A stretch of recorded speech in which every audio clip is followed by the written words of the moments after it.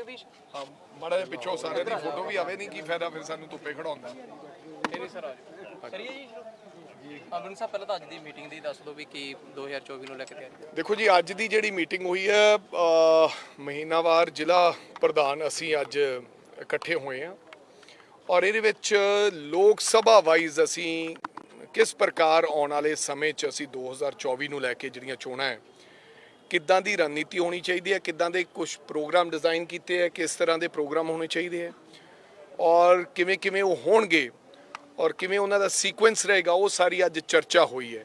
ਨਾਲ ਇਹਦੇ ਵਿੱਚ ਕਿਵੇਂ ਕਿਵੇਂ ਅਸੀਂ ਬੂਥ ਵਾਈਜ਼ ਡਿਊਟੀਆਂ ਵੰਡਣੀਆਂ, ਕਿਵੇਂ ਕਿਵੇਂ ਅੱਗੇ ਮੰਡਲ ਬਣਾਉਣੇ ਹੈ, ਇਹਦੇ ਤੇ ਚਰਚਾ ਹੋਈ ਹੈ ਤਾਂ ਜੋ ਅਸੀਂ 2-3 ਮਹੀਨਿਆਂ ਦੇ ਵਿੱਚ तमाम बूथ लेवल तक असी आपदा सिस्टम बना के और किस प्रकार असी आने वाले समय च जनता दे विच एडवरटाइजमेंट दे राही और जिस प्रकार सरकार मुकम्मल तौर पर फेल हुई है तमाम मुद्दों पर, उन्हां गल्लां नूं लैके लोकां च जाना है। वो तमाम अज चर्चा रही जिला अध्यक्षां दी। पर वड़िंग साहब देखिए, जिस तरह का पूरा स्ट्रक्चर चल रहा है, बीजेपी भी एक गल कहण लग गई, कहंदे कांग्रेस नूं तां हजे आपदे नहीं पता लग रहा भी आप वालियां नाल मिल के असीं ਚੱਲਾਂਗੇ किवें। उस चीज़ नूं लैके तुसीं अज मीटिंगां च क्लीयर कर रहे हो। देखो, मैं थानू वारी एक गल बहुत वारी कहती, पता नहीं क्यों वार इस चर्चा नूं क्यों दोहराया जाता है और खास करके बीजेपी ਜਦੋਂ ਦੀ ਸਾਡੀ ਮੀਟਿੰਗ ਹੋਈ ਹੈ 26 ਪਾਰਟੀਆਂ ਦੀ ਇੰਡੀਆ ਨਾਮ ਚੁਣਿਆ ਗਿਆ ਹੈ। पता नहीं रब की ऐसी किरपा है कि नरेंद्र मोदी जी इंडिया नूं भी गालां देण लग पे ने, क्योंकि इन्हां नूं हुण इंडिया जिहड़ा ना है वो हजम नहीं हो रहा। अज दोबारा फिर जनता की कचहरी च क्लीयर कर दिए और सानूं तां बिल्कुल क्लीयर है कि जिन्ने भी लाइक माइंडेड लोग इकट्ठे हुए है ये बीजेपी सरकार के खिलाफ और खास करके देश के प्रधानमंत्री नरेंद्र मोदी जी के खिलाफ इकट्ठे हुए है कि किद्दां असीं डेमोक्रेसी नूं बचाउणा है। गल नरेंद्र मोदी जी की नहीं है, डेमोक्रेसी खतरे च है। लोग ये गल कहन लग पे दबीबाज कि अगर इस बार बीजेपी आई तो अगे तो चुनाव होने इस देश का लोकतंत्र खत्म हो जाएगा। इत्थे रूस वांगू चाइना दे वांगू एक राज होएगा जिथे उस तो बाद चुनाव नहीं होने।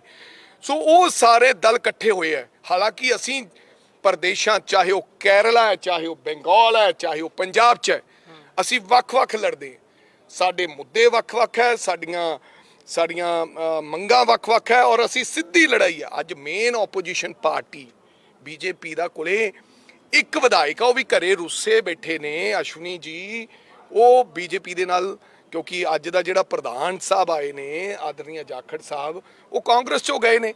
सो इस करके साडा अलायंस इंडिया अपर लैवल ते है, साडे नाल किसी का कोई अलायंस की गल, किसी प्रकार की कोई चर्चा, किसी प्रकार का कोई सवाल, कोई चर्चा ही नहीं। और आना थानू लगता है मीडिया ने चलाता सीट शेयरिंग, ये जिहड़ा बंदा ये कहना भी सीट शेयरिंग हो गई है, उन्होंने पुछ के आओ भी तुसी किनू, सोनिया जी नू, खरगे साहब नू जां केजरीवाल जी नू तुसी मिले आए हो?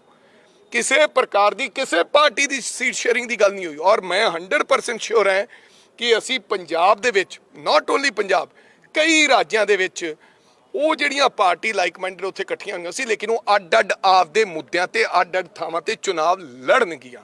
ਸਾਡਾ ਕਿਸੇ ਨਾ ਕਿਸੇ ਪ੍ਰਕਾਰ ਦਾ ਕੋਈ ਅਲਾਇੰਸ ਦੀ ਗੱਲ ਨਹੀਂ ਹੈ।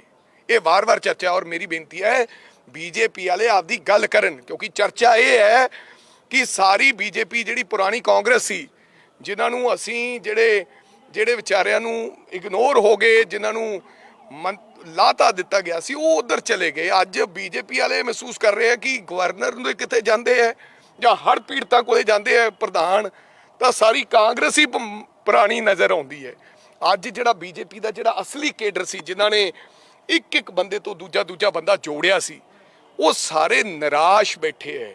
ਅੰਦਰ ਹੀ ਅੰਦਰ ਬਹੁਤ ਵੱਡਾ ਵਿਰੋਧ ਹੋ ਰਿਹਾ ਹੈ और खास करके अंदर बीजेपी दे भी हैगा, दलित भाईचारे च बहुत वड्डा विरोध है बीजेपी का। और मैं उन्होंने ये सवाल पूछना है, किरपा करके जाखड़ साहब ये गल क्लैरिटी लैके आउण, ये दसन कि अलायंस पक्का अकाली दल नाल तुहाडे गल मुक चुकी है कि अजे बाकी है। जिहड़ी साडे कोले खबरां दे मुताबिक तां मुक चुकी है कि 5 सीटां बीजेपी लड़ेगी ते 6 सीटां अकाली दल लड़ेगा तो एक अकाली दल बसपा नूं देनी चाहुंदा। ये गल मुकम्मल तौर ते अंदर मुक गई है। ये हुण इकट्ठे होके आपदी विਉਂਤ बना देन, लोग हुण धोखे च नहीं आउणगे। ਸੋ ਆਪਦੀ ਗੱਲ ਕਰਨ, ਸਾਡੀ ਗੱਲ ਪਰ ਕਰਨ। ਉਹ ਤਾਂ ਕਹਿ ਰਹੇ ਨੇ, ਕਹਿੰਦੇ ਵੀ ਕਾਂਗਰਸ ਚੋਂ ਕੋਈ ਨਾ ਕੋਈ ਕਹਿੰਦੇ ਮੰਤਰੀ ਬਣਨ ਨੂੰ ਕਾਲਾ ਹੋ ਰੱਖਿਆ, ਕਹਿੰਦੇ ਹੁਣ ਡਿਸਾਈਡ ਨਹੀਂ ਹੋ ਰਿਹਾ ਵੀ ਕਿਹਨੂੰ ਕਿਹੜਾ ਮਹਿਕਮੇ ਵਾਲਾ ਕਿਹੜਾ ਚਲੋ ਮੰਤਰੀ ਉਹਨਾਂ ਨੂੰ ਕਹੋ, ਆਦਰਨੀਆਂ 69 ਸਾਲਾਂ ਦੀ ਉਮਰ ਦੇ ਵਿੱਚ ਵਿਅਕਤੀ ਗੱਲ ਜਦੋਂ ਕਰੇ ਨਾ, ਉਦੋਂ ਪਾਏਦਾਰ ਵਾਲੀ ਗੱਲ ਕਰਨੀ ਚਾਹੀਦੀ ਹੈ। ਜੇ ਸਾਡਾ ਮੰਤਰੀ ਕੋਈ ਬਣ ਜੇ ਆਮ ਆਦਮੀ ਪਾਰਟੀ 'ਚ, ਰਾਜਾ ਵੜਿੰਗ ਰਾਜਨੀਤੀ ਛੱਡ ਜਾਏਗਾ। ਉਹ ਇਹ ਗੱਲ ਕਨਫਿਊਜ਼ਨ ਪੈਦਾ ਕਰ ਰਹੇ ਨੇ ਨਾ ਜਾਖੜ ਸਾਹਿਬ, ਕਿ ਇਹਨਾਂ 'ਚੋਂ ਕੋਈ ਮੰਤਰੀ, ਸਾਡਾ ਅਲਾਈਅੰਸ ਹੋ ਗਿਆ, ਉੱਤੇ ਮਿਲ ਗਏ, ਜੇ ਕੋਈ ਸਾਡਾ ਮੰਤਰੀ ਬਣੇ ਜਾਂ ਸਾਡਾ ਕੋਈ ਵਿਅਕਤੀ ਆਮ ਆਦਮੀ ਪਾਰਟੀ ਦੇ, ਰਾਜਾ ਵੜਿੰਗ ਰਾਜਨੀਤੀ ਛੱਡ ਜਾਏਗਾ। ਅਗਰ ਕੋਈ ਨਹੀਂ ਬਣਿਆ ਤਾਂ ਜਾਖੜ ਸਾਹਿਬ ਕਿਰਪਾ ਕਰਕੇ ਆਪਦੇ ਬਿਆਨ ਦੇ ਮੁਤਲਕ ਮਾਫੀ ਮੰਗ ਲੈਣ। ਮੈਂ ਨਹੀਂ ਕਹਿੰਦਾ ਉਹ ਰਾਜਨੀਤੀ ਛੱਡਣ, ਕਿਉਂਕਿ ਛੱਡਣੀ ਨਹੀਂ। ਐਵੇਂ ਇਸ ਉਮਰ 'ਚ ਝੂਠੀ ਅਫਵਾਹ ਫੈਲਾਉਣੀ ਕਿ ਉਧਰ ਮੰਤਰੀ ਦੀ ਗੱਲ ਚੱਲ ਰਹੀ ਹੈ, ਹੁਣ ਉਹਨਾਂ ਨਾਲ ਅਲਾਈਅੰਸ ਹੋ ਗਿਆ, ਇਹ ਗਲਤ ਗੱਲ ਨਹੀਂ ਕਰਨੀ ਚਾਹੀਦੀ। ਔਰ ਐਡੀ ਉਮਰ ਦੇ ਵਿਅਕਤੀ ਤੋਂ ਇਹੋ ਜਿਹੀਆਂ ਗੱਲਾਂ ਚੰਗੀਆਂ ਨਹੀਂ। ਵੜਿੰਗ ਸਾਹਿਬ, ਪਾਰਕਿੰਗ ਨੂੰ ਲੈ ਕੇ ਜਿਵੇਂ ਤੁਸੀਂ ਇਸ਼ੂ ਚੱਕਿਆ ਸੀ, ਕੱਲ ਆਮ ਆਦਮੀ ਪਾਰਟੀ ਨੇ ਵੀ ਇਸ ਚੀਜ਼ ਤੇ ਵਿਰੋਧ ਉਹ ਕਰਿਆ, ਲੱਗਦਾ ਵੀ ਚੰਡੀਗੜ੍ਹ ਆਮ ਆਦਮੀ ਪਾਰਟੀ ਦੀ ਗੱਲ ਨਹੀਂ ਆ ਰਹੀ, ਚੰਡੀਗੜ੍ਹ ਦੀ ਕੀ ਗੱਲ ਹੈ? ਚੰਡੀਗੜ੍ਹ ਹੈ ਹੀ ਸਾਡਾ। ਇਹ ਚੰਡੀਗੜ੍ਹ ਐਡਮਿਨਿਸਟ੍ਰੇਸ਼ਨ, ਮੈਂ ਗਵਰਨਰ ਸਾਹਿਬ ਨੂੰ ਵੀ ਲਿਖਿਆ, ਗਵਰਨਰ ਸਾਹਿਬ ਦੇ ਦੋਹਰੇ ਮਾਪਦੰਡ ਨੇ। ਗਵਰਨਰ ਸਾਹਿਬ ਫਿਰਦੇ ਪੰਜਾਬ ਦਾ, ਉੱਥੇ ਗੇੜਾ ਲਾਉਂਦੇ ਨੇ ਹੜ੍ਹਾਂ ਦਾ ਗੇੜਾ ਹੀ ਅਸੀਂ ਲਾਉਂਦੇ ਫਿਰਦੇ, ਪੈਸੇ ਲੈ ਕੇ ਆਉਣ। ਅਸੀਂ ਕਿਹਾ ਵੀ ਸਾਨੂੰ 10,000 ਕਰੋੜ ਰੁਪਇਆ ਦਵਾਓ ਸੈਂਟਰ ਚੋਂ। ਦੂਸਰੀ ਗੱਲ, ਚੰਡੀਗੜ੍ਹ 'ਚ ਪੰਜਾਬ ਦੇ ਨੰਬਰ ਦੀ ਫੀਸ ਪਾਰਕਿੰਗ ਦੀ ਵੱਧ ਕਿਉਂ ਲੱਗੇਗੀ ਬਈ? ਇਹ ਬੀਜੇਪੀ ਸਾਡੇ ਹੌਲੀ ਹੌਲੀ ਹੱਕ ਖੋ ਰਹੀ ਹੈ ਚੰਡੀਗੜ੍ਹ ਤੋਂ। ਸਾਡਾ ਪੰਜਾਬ ਦੇ ਪਿੰਡ ਉਜੜੇ ਸੀ, ਚੰਡੀਗੜ੍ਹ ਵਸਿਆ ਸੀ। ਪਹਿਲਾਂ ਸਾਡਾ ਹੱਕ ਖੋਣ ਲੱਗੀ ਹੈ ਕਿ ਵਿਧਾਨ ਸਭਾ ਵਾਸਤੇ 10 ਕਿੱਲੇ ਜ਼ਮੀਨ ਚੰਡੀਗੜ੍ਹ 'ਚ ਦੇਣ ਰਹੀ ਹੈ ਵੱਖਰੀ, ਜਦੋਂ ਆਲਰੇਡੀ ਵਿਧਾਨ ਸਭਾ ਹੈਗੀ ਹੈ। ਜੇ ਕਿਸੇ ਨੇ ਵੱਖਰੀ ਵਿਧਾਨ ਸਭਾ ਬਣਾਉਣੀ ਹੈ ਤਾਂ ਪੰਚਕੂਲੇ ਬਣਾਉਣ। ਇਹ ਦੂਜਾ ਅਟੈਂਪਟ ਹੈ। ਪਹਿਲਾਂ ਇੱਕ ਅਟੈਂਪਟ ਨਹੀਂ, BBM ਦਾ ਸਾਡਾ ਮੁੱਦਾ, ਚੰਡੀਗੜ੍ਹ ਯੂਨੀਵਰਸਿਟੀ ਦਾ ਮੁੱਦਾ, ਸਿਟੀਜ਼ਨ ਬਿੱਲ ਦਾ ਮੁੱਦਾ, ਬਹੁਤ ਸਾਰੇ ਮੁੱਦੇ ਹੈ। ਹੁਣ ਆ ਇੱਕ ਅਟੈਂਪਟ। ਇਹ ਹੌਲੀ ਹੌਲੀ ਇਹ ਚੀਜ਼ਾਂ ਹੋ ਰਹੀਆਂ। ਇਹ ਪੰਜਾਬ ਦੀ ਜਨਤਾ ਨੂੰ ਦੱਸਣਾ ਚਾਹੁੰਦੇ ਆ ਵੀ ਚੰਡੀਗੜ੍ਹ ਸਾਡਾ ਹੈ, ਚੰਡੀਗੜ੍ਹ ਵੱਖ ਹੈ ਤੇ ਪੰਜਾਬ ਵੱਖ ਹੈ। ਹਾਲਾਂਕਿ ਪੰਜਾਬੀ ਇਹ ਸਮਝਦੇ ਆ ਵੀ ਚੰਡੀਗੜ੍ਹ ਸਾਡਾ ਹੈ ਤੇ ਸਾਡਾ ਹੀ ਇਹਦੇ ਤੇ ਹੱਕ ਹੈ। ਸੋ ਮੇਰੀ ਇਹਨਾਂ ਦੋਵਾਂ ਮੁੱਦਿਆਂ ਤੇ ਅਸੀਂ ਵਿਰੋਧ ਕਰਾਂਗੇ, ਲੜਾਈ ਲੜਾਂਗੇ। ਨਾ ਤਾਂ ਚੰਡੀਗੜ੍ਹ ਦੀ 1 ਵੀ ਇੰਚ ਜ਼ਮੀਨ ਹਰਿਆਣੇ ਨੂੰ ਦੇਣ ਦਿਆਂਗੇ, ਨਾ ਅੱਜ ਨਾ ਕੱਲ। ਤੇ ਨਾਲੇ ਇਸ ਗੱਲ ਦਾ ਸਾਡਾ ਵਿਰੋਧ ਹੈ ਕਿ ਬਿਲਕੁਲ ਪੰਜਾਬੀਆਂ ਨੂੰ ਵੱਖਰਾ ਟਰੀਟ ਨਹੀਂ ਕਰਨਾ ਚਾਹੀਦਾ। ਪੰਜਾਬ ਚੰਡੀਗੜ੍ਹ ਦਾ ਹਿੱਸਾ ਹੈ, ਚੰਡੀਗੜ੍ਹ ਪੰਜਾਬ ਦਾ ਹਿੱਸਾ। ਮੇਅਰ ਸਾਹਿਬ ਕਹਿੰਦੇ ਨੇ ਚੰਡੀਗੜ੍ਹ ਦੇ ਕਿ ਅਸੀਂ ਕੋਈ ਇਸ ਤਰੀਕੇ ਨਾਲ ਨਹੀਂ ਕਰ ਰਹੇ, ਕਿਉਂਕਿ ਹਿਮਾਚਲ ਵੀ ਕਰਦੀ ਹੈ, ਅਸੀਂ ਸਿਰਫ ਸਹੂਲਤਾਂ ਦੇਣਾ ਜਾ ਰਹੇ ਹਾਂ ਸਿਟੀਜ਼ਨ ਨੂੰ। ਨਹੀਂ ਤੇ ਫਿਰ ਚੰਡੀਗੜ੍ਹ ਵਾਲਿਆਂ ਤੋਂ ਵੀ ਪਾਰਕਿੰਗ ਲਓ। ਮੈਂ ਕਹਿੰਦਾ 3 ਗੁਣਾ ਕਰ ਦਿਓ, ਸਾਨੂੰ ਕੋਈ ਇਤਰਾਜ਼ ਨਹੀਂ, ਪਰ ਚੰਡੀਗੜ੍ਹ ਦੇ ਲੋਕ ਵੀ ਦੇਣ। ਚੰਡੀਗੜ੍ਹ ਦੇ ਜਿਹੜੇ ਪੰਜਾਬ ਦੇ ਲੋਕ ਇੱਥੇ ਰਹਿੰਦੇ ਆ, ਜਿਹੜਾ 50-50 ਸਾਲਾਂ ਦੇ ਵਸੇ ਵੇ ਹੈ, ਜਿਨ੍ਹਾਂ ਦੇ ਗੱਡੀਆਂ ਦੇ ਨੰਬਰ ਉਹਨਾਂ ਦੇ ਆਪਦੇ ਪਿੰਡਾਂ ਦੇ ਹੈ, ਵੋਟਾਂ ਉਹਨਾਂ ਦੀਆਂ ਇੱਥੇ ਵੀ ਹੈ, ਵੋਟਾਂ ਤਾਂ ਮੇਅਰ ਸਾਹਿਬ ਲੈਣਾ ਚਾਹੁੰਦੇ ਨੇ ਪੰਜਾਬੀਆਂ ਦੀਆਂ, ਤੇ ਫੀਸ ਉਹਨਾਂ ਨੂੰ ਵੱਖਰੀ। ਮੈਂ ਕਹਿੰਦਾ ਜੇ ਡਿਵੈਲਪਮੈਂਟ ਕਰਨੀ ਹੈ ਤੇ ਚੰਡੀਗੜ੍ਹ, ਇਹ ਦੋਹਰੇ ਮਾਪਦੰਡ ਕਿਉਂ ਬਣਾ ਰਹੇ? ਚੰਡੀਗੜ੍ਹ ਸਾਰਿਆਂ ਦੀ ਫੀਸ ਵਧਾ ਦੇਣ, ਸਾਨੂੰ ਕੋਈ ਇਤਰਾਜ਼ ਨਹੀਂ। ਪਰ ਜਿਸ ਪ੍ਰਕਾਰ ਤੁਸੀਂ ਕਿਹਾ ਵੀ ਪੰਜਾਬ ਦੇ ਨੰਬਰ ਵਾਲੀਆਂ ਗੱਡੀਆਂ ਦੀ ਫੀਸ ਵਧਾਈ ਜਾਊਗੀ, ਇਹ ਤਾਂ ਸ਼ਰੇਆਮ ਮੈਂ ਸਮਝਦਾ ਕਿ ਸਾਡੇ ਨਾਲ ਬਹੁਤ ਵੱਡੀ ਧੋਖਾ ਹੈ।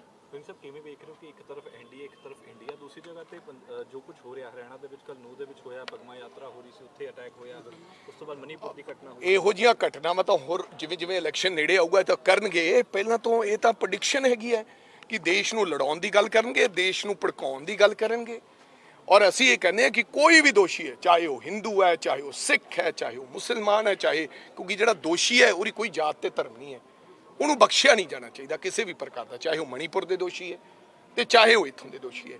ਇਹ ਸਰਕਾਰ, ਹੁਣ ਲੋਕ ਪੁਲਵਾਮਾ ਵਰਗੇ ਲਾਰੇ 'ਚ ਨਹੀਂ ਆਉਣਗੇ। ਉਹ ਦੱਸਦਾ ਸੀ ਜੰਮੂ ਕਸ਼ਮੀਰ ਦੇ ਗਵਰਨਰ ਸਾਹਿਬ ਨੇ, ਹੁਣ ਇਸ ਤਰ੍ਹਾਂ ਦੀ ਕੋਈ ਸਾਜ਼ਿਸ਼ ਦੇਸ਼ ਦੇ ਅੰਦਰ ਚੱਲੇਗੀ ਨਹੀਂ। ਇੰਡੀਆ ਨਾਮ ਤੋਂ BJP ਘਬਰਾਈ ਵੀ ਹੈ, ਇਹ ਮੈਂ ਦੱਸਣਾ ਚਾਹੁੰਦਾ। Thank you. ਆਓ ਜਗਦੀਸ਼, ਹਾਂ, ਮਾੜਾ ਜਿਹਾ ਪਿੱਛੋਂ ਸਾਰੇ ਦੀ ਫੋਟੋ ਵੀ ਆਵੇ, ਨਹੀਂ ਕੀ ਫਾਇਦਾ ਫਿਰ ਸਾਨੂੰ ਧੁੱਪੇ ਖੜਾਉਂਦਾ। ਮੇਰੀ ਸਰ ਆ ਜਾਓ। ਕਰੀਏ ਜੀ, ਵੜਿੰਗ ਸਾਹਿਬ ਪਹਿਲਾਂ ਤਾਂ